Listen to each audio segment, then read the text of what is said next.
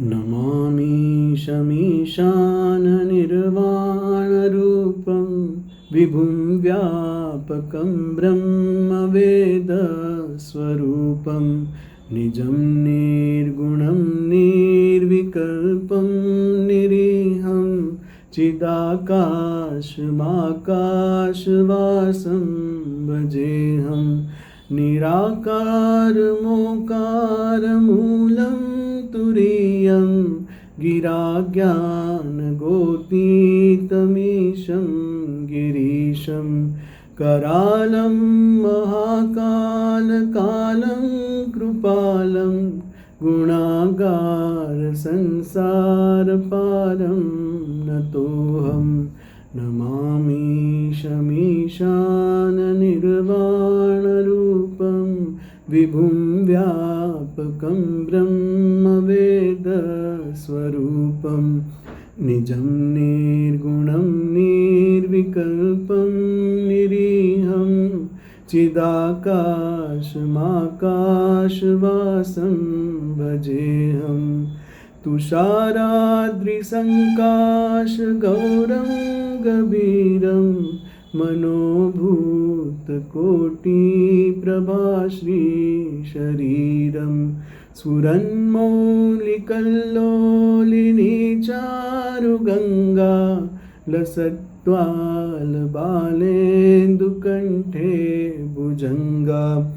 चलत्कुण्डलं भ्रूसुनेत्रं विशालं प्रसन्नाननं नीलकण्ठं दयालं मृगाधीशचर्माम्बरं मुण्डमालं प्रियं शङ्करं सर्वनाथं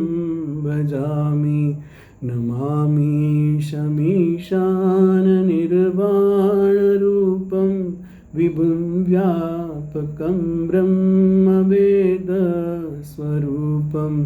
निजं निर्गुणं निर्विकल्पं निरीहं चिदाकाशमाकाशवासं भजेऽहं प्रचण्डं प्रकृष्टं प्रगल्भं परेशम् अखण्डं अजं भानुकोटिप्रकाशं त्रयशूलनिर्मूलनं शूलपाणि भजेऽहं भवानीपतिं भावगम्यं कलातीतकल्याणकरपान्तकारी सदा सज्जनानन्ददाता पुरारी चिदानन्दसन्दोहमोहापकारी प्रसीद प्रसीद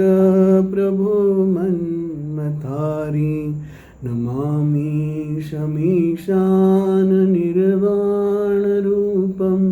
विभुं व्यापकं ब्रह्मवेदस्वरूपं निजं निर्गुणं निर्विकल्पं निरीहं चिदाकाशमाकाशवासं भजेऽहं न यावत् उमानाथपादारविन्दं भजन्ति लोके परे वा नराणां न तावत् सुखं शान्तिसन्तापनाशं प्रसीद प्रभो सर्वभूतादिवासं न जानामि योगं जपं नैव पूजां न तोऽहं सदा सर्वदा शम्भुतुभ्यं जराजन्मदुःखोदतातप्यमानं प्रभो पाहि आपन्नमामीश शम्भो प्रभो पाहि आपन्नमामीश शम्भो प्रभो पाहि आपन्नमामीश शम्भो।